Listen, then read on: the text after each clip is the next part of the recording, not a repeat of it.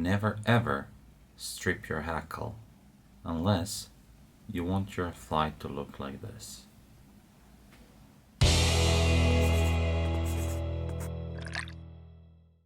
In this video I will talk about 3 different ways how to wrap your hackle and also about the advantages and disadvantages of these. What affects buoyancy in positive and what affects buoyancy in a negative way. So video will be organized in few chapters. Number 1 is parachute post, and parachute post is base for all. Number 2, so-called Insta parachute hackle. Number 3 is classic parachute hackle. And number 4, from recently, my favorite, folded parachute hackle. Each of these have desirable and undesirable features, and I will discuss those. Now, let's discuss what you need to have any hackle wrapped the best possible way. It needs firm and solid base, and this base needs to be smooth and not bumpy. What I mean by this, let's take any kind of a hook for an example. So this is a hook shank, hook bend, hook point, hook eye. I'm not an artist, obviously. Now, when we make a parachute hackle, we need a parachute post, and this post needs to be flat. So this shape here needs to be flat, and this is what you see. Hackle needs to go this way. Now, I will explain it here, if this surface is kind of bumpy because of twisted thread most of the time, or just poor mounting, like you would wrap 3 reps over each other and then 1 rep and then 4 reps of like one on the top of another, you'll get bumpy surface. So basically you need it flat. Anyway, if it's not, if you twisted your thread or did anything else wrong, those barbs will lay like this. They will always go perpendicular to the surface they are laying on. So basically, when you get your hackle like this, as you can see, the hackle will just tangle itself. It will be very difficult to wrap. On the other hand, if you get your surface flat, then those barbs will just extend perpendicular. Now notice one thing, most of the feathers, they cup on one side. The rake and the barbs are not 90 degrees, so those barbs will extend, cup in a certain way. My preferred way is cup upwards like this, because it will allow my fly to sit a little bit lower on the surface. On the other hand, if you allow those barbs to cup downwards, then it will look like this, as you can see here, and the water surface will be just slightly kind of lower, and the fly will sit higher. So it's up to you what you choose. Now, to create firm and solid base, what I prefer to use is any kind of GSP thread. GSP threads are easy to flatten. That will allow you to have this flat base, and they're also very strong, which allows me to cinch down on usually parapost material that I'm using for the wings. I cinch down, and more I cinch, the more I compress those fibers and more solid and firm they become. You will see that later on as I wrap it. Parachute post is something that's a base, so as such it should be taken very seriously, and the way you mount it on the top of your hook is very important. There are a couple of most common ways. First one being just taking a strand of it, wrapping it around. So let me just start with nano silk. I want to start around the place where I want base to start kicking up, so being perpendicular to the hook. Now you want to cover most of the shank because nano silk is slippery, so you don't want it to slide or spin around the hook shank. When you're sure that that is not going to happen, you can start mounting your parachute post. As I was saying, you may choose to do like this. This is first way I was doing it. I would mount it on the top, cut it here by an angle and create a taper. Not a bad way, but if you're after super slim body, it's not a good way. Now, next way you can do it, you can mount it on the top of the hook shank again by crisscrossing and then lifting those up. Not a bad way, but in that instance, here, if you don't protect it with glue, if you don't, let's say, make it stronger with glue, it will spin around the hook shank very easily. It's not easy to mount without rotating around the hook shank. Now, what method I prefer right now is engulfing it under the hook shank, like so, taking a couple of reps in front and then taking a couple of reps back. Because it's slippery, now everything is here. This is the crucial part. Take one soft wrap, tighten. Another soft wrap, tighten everything. Now this is already pretty solid. By going with your thread down the hook shank, you are preventing spinning around it. So go back. You're also creating a little bit of taper here. So I'm gonna crisscross it a couple of times, just crisscrossing it. From time to time, if you catch the parachute post with your thread, just do this like dabbing motion to bring those fibers together, back together, and then you can go forward. And what is this doing is, this is actually preventing this parachute post from rotating, and that's very important here. And later on, when you start actually wrapping the hackle, the solid parachute post is going to make a world of difference, and it will actually make wrapping parachute hackle same as if you were going to do it around the hook shank. Now let me demonstrate that more closely. If you take your flat thread, and flat is important because it will compress larger surface of everything. If you take your flat thread and go around a couple of reps, and with GSP it's very good. Now notice what happens. Notice the diameter of this parachute post here now. If I pull on it, it will compress. It will almost get translucent here. That's good. Now go, keep the tension, go more up. You can see it's white and below it's translucent. Pull in the opposite directions, parachute post and the thread, until compresses down. If you can see that your thread is not very flat, flatten it.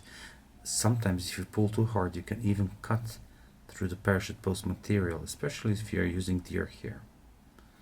With deer hair you cannot be as firm as I'm being firm now. That's why one of the reasons why my favorite material for this is actually parapost wing or any kind of parachute post material that's synthetic.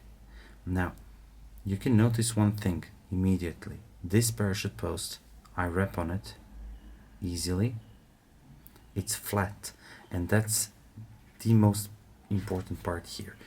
The flatness will allow the rachis to lay perpendicular to the parachute post, and all those barbs that I'm going to wrap later on are going to extend in that perpendicular manner, and that's very important. Now choose the height of it according to what you want to achieve with your fly. What you need to take care of is this. This card, well, you cannot count as a parachute post this part here because it's going to be covered by body more or less up until here. So effective parachute post is going to be here. So this sounds like a good one, and one of the reasons this looks like a good one, and one of the reasons why I like tying this in batches is because I can see what I'm doing. And look at this, I'm actually applying pretty much pressure now without any rotation or even bending of this parachute post. Now I didn't add any super glue when I didn't have this part of the parachute post, because super glue would just soak into this. That's not good. I will add it right now. It's time to add some super glue, make everything much more stronger. Add just a little bit around here and just go a little bit down the shank. That's okay. This is going to evaporate, so it's not going to leave a mess that's going to ruin your fly. Don't worry about that. Just tiny little drop. What I like to do is, like enhancing everything, is I'm adding a little bit more structure with my thread, like this. And now you don't have to worry about making it super, let's say, tight. No, it's fine like this, because when super glue dries, it's going to be as strong as a rock. So cut everything, leave it aside, and like this, and you will have those parachute posts prepared. I have them in different colors, and when I have them stacked together, I can see that every one of them is the same. That's very important. That's why my final product is going to be the same too.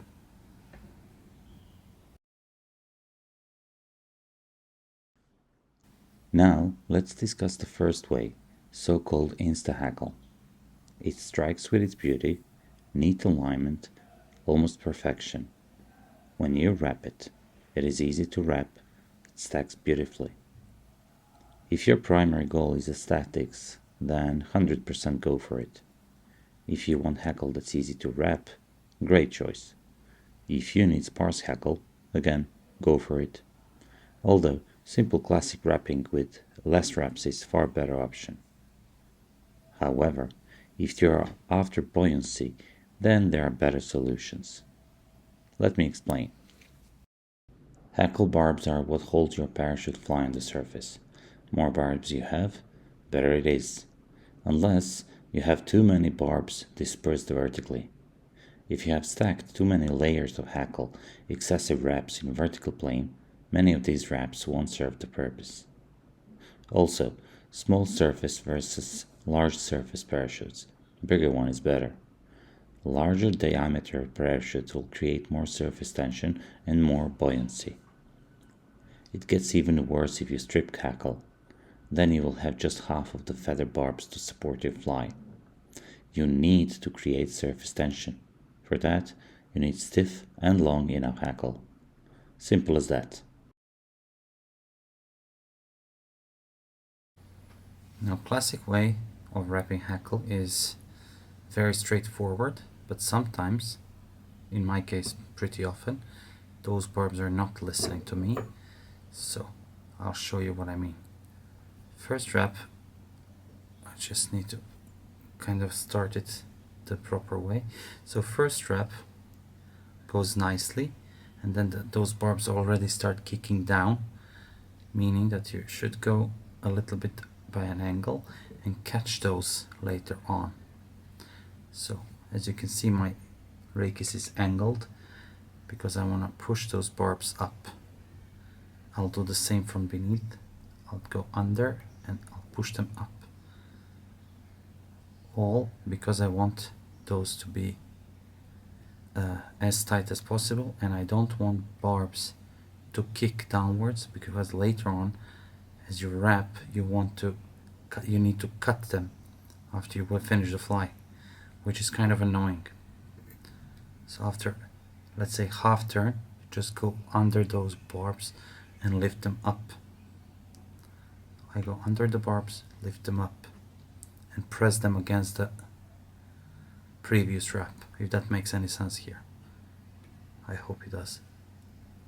Okay, and the last couple of turns go really low. You can see the angle of my my feather, going under and lifting all those. Same happens from this side. You can see my feather is here, going under all those, pushing them up. Now it's time for the thread to do the same. So going all under all those barbs, not trapping them. 2 wraps are enough, and then instead of cutting with my scissors, I'll just push through the rachis. this is going to be almost finished fly. Now with the finishing tool, I'm doing the same thing as I did with feather. I'm going under all those barbs, not catching them, but collecting them to lift them up. If necessary, I'll do 2 whip finish knots, and that's what I usually do with nano silk. If barbs are not listening to you, you can just kind of collect them, preen them back. It works with bigger flies, with small ones not so much. Very important thing to note is if you add too many wraps of barbs, then they will start fighting you and they will go all directions, and you will have something to cut, which is not something I want. And as you can see, there are no barbs that I need to cut. All barbs are above the hook shank. This is classical way. Cut the wing. I like it long so I can see it. And let's proceed into the folded feather. When I go into feather, I discard this webby part, like this fluffy part, and also you can see the webbing over here. And I'll go all the way where that webbing is gone, and that's where I cut. So basically sometimes it's 1/3 of a feather, sometimes it's half, sometimes it's less, sometimes it's more. But you want to get into this thin part of the rachis, which is more predictable because it's not round in shape.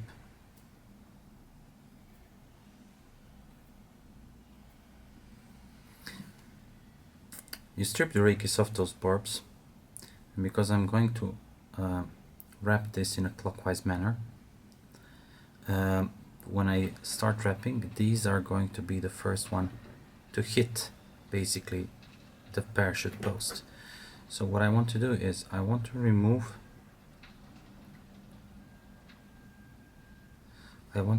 those barbs, so those that are going to hit first. So these are going first. I want them out of my way.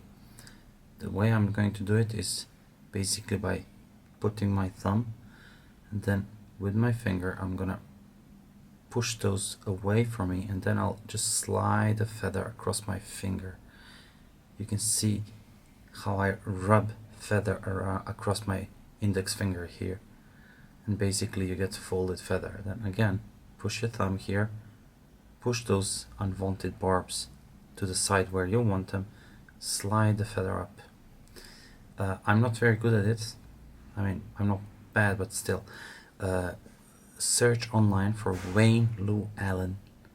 He has very good folding feather video, and after you watch that with all the things that he said, you'll be able to do it in no time. So I'll press it, and then this part is very important. You don't try to push those barbs back, just keep them as they are. You can keep them perpendicular to the rachis, but it is important to rub them against your finger. This is going to keep them in place. Okay, I got my feather folded here, and now I'm gonna mount it. Now, wrapping the folded hackle is way easier because there are no barbs going in your way. The only thing you have to do is to go, this is your first wrap here, the next wrap goes under it, and so every wrap should go under the previous wrap. And as you can see, there are no barbs, well, far less barbs fighting you, and most of these barbs are actually more perpendicular than when you don't wrap the hackle. So I can squeeze in maybe even more wraps than previous classic method. So I'll just go with my thread, squeeze this rachis nicely here, do it one more time. So 2 wraps over the rachis, and then just cut the rachis, and then When we finish tool, I'll go under all those wraps and finish off the fly. And as you can see, the hackle is way more dense, and I think it will just support fly way better than any other way. So thank you to Mr. Gordon van der Spey for actually, in my opinion, he's the inventor of this method, because he's definitely the first one whom I've seen doing this. Now let's compare the three. So Insta hackle would be something like this. 9 wraps of hackle. You can see how many barbs are here. Let's compare that to classic way. Also 9 wraps. I mean, the difference is like quite obvious. And then classic way and folded feather method are both the same in number of barbs, more or less. That depends purely on the feather, but nothing strict here, so both of them are offering the same number of barbs, thus same buoyancy, but the way of wrapping those two is not the same in favor of folded feather, I would say. It's much easier to wrap. So guys, thank you very much for watching. Until next week, stay safe and tight lines.